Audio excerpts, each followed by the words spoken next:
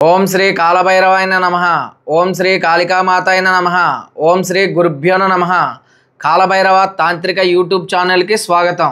అఘోరాలు చేసే అఘోరి మరణ తాంత్రిక విధానం పూర్వంలో ఎలా చేసేవారో ఈ రోజు మనం తెలుసుకుందాం. తాంత్రిక విద్యల్లో కల్లా ఇది అతి ప్రమాదకరమైన విధానం. ముందుగా జేబి రుమాలంత సైజు తెల్లటి వస్త్రాన్ని తీసుకునేవారు. ఇప్పుడు నల్ల పసుపును తీసుకుని నూరి వచ్చిన పదార్థంతో వస్త్రంపై యంత్రాన్ని గీసేవారు. తర్వాత శత్రువు ఫోటో తీసుకుని శత్రువు పేరు ఇంటి పేరుతో సహా రాసి ఆ వస్త్రంలో పెట్టి కాల్చి భస్మం చేసేవారు.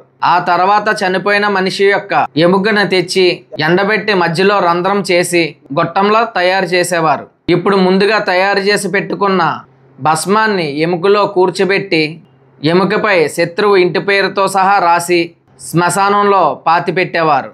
అలా పాతిపెట్టిన 24 గంటల తర్వాత శత్రువు రక్తం కక్కుకుని చచ్చేవాడు. ఈ విధానం ఎక్కువగా అఘోరాలు మాత్రమే చేస్తారు. ఈ సాధనలు ఎవరో కూడా ఇంటి దగ్గర ట్రై చేయొద్దు. ఇది చాలా ప్రమాదకరమైనవి. ఓన్లీ ఇది ఎడ్యుకేషన్ పర్పస్కి మాత్రమే మీకు చెప్తాం జరుగుతుంది. మీరు మరిన్ని తాంత్రిక విధానాల గురించి తెలుసుకోవాలనుకుంటే మన ఛానల్లో ఎన్నో వీడియోలు అప్లోడ్ చేయడం జరిగింది. ఒక్కసారి వెళ్ళి అవన్నీ చూడండి.